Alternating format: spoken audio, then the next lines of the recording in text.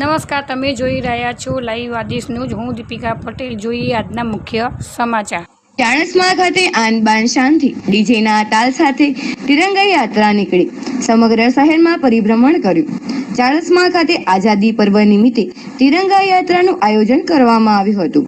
ત્યારે ચાણસ્મા શહેરની અંદર આવેલ સરદાર ચોકમાં ધારાસભ્ય શ્રી દિનેશભાઈ ઠાકોર, મામલતદાર ભગવતીબેન ચાવડા, ચીફ ઓફિસર તથા પોલીસની ઉપસ્થિતિમાં સરદાર પટેલની પ્રતિમાને માલ્યાર્પણ કર્યા બાદ તિરંગા યાત્રાનું પ્રસ્થાન કરાવ્યું હતું। જે યાત્રા સમગ્ર ચાણસ્મા શહેરની અંદર પરિભ્રમણ કરી નિજ સરદાર ચોકમાં સંપન્ન થઈ હતી। પ્રજાસત્તાક પર્વની ઉજવણીના ભાગરૂપે સમગ્ર દેશમાં તિરંગા યાત્રા તેમજ હર ઘર તિરંગાનું આયોજન કરવામાં આવ્યું છે।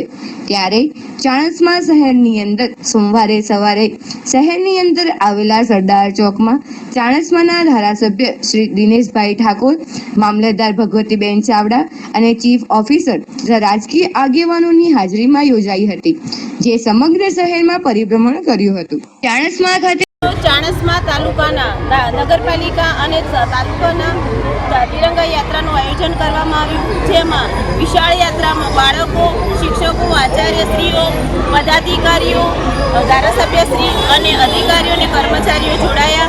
આજ રોજની તિરંગા યાત્રાનું સમગ્ર ચાણસ્મા શહેરમાં 2 કિલોમીટરથી વધારે એનું યાત્રાનું શરૂઆત કરવામાં આવી અને બધા બાળકો પણ સારી રીતે, ગામ લોકો પણ ઉલ્લાસભેર આજના તિરંગા પરેડ યાત્રામાં જોડાયા। તિરંગા યાત્રાનું જે આયોજન કરવામાં આવ્યું છે એનો મુખ્ય આદેશ જ એ છે કે આપણે તમામ લોકોમાં દેશભક્તિની ભાવના અને તિરંગા માટે ગરિમાપૂર્વક આપણું જે માન જળવાય એ માટે સંદેશો પહોંચાડવા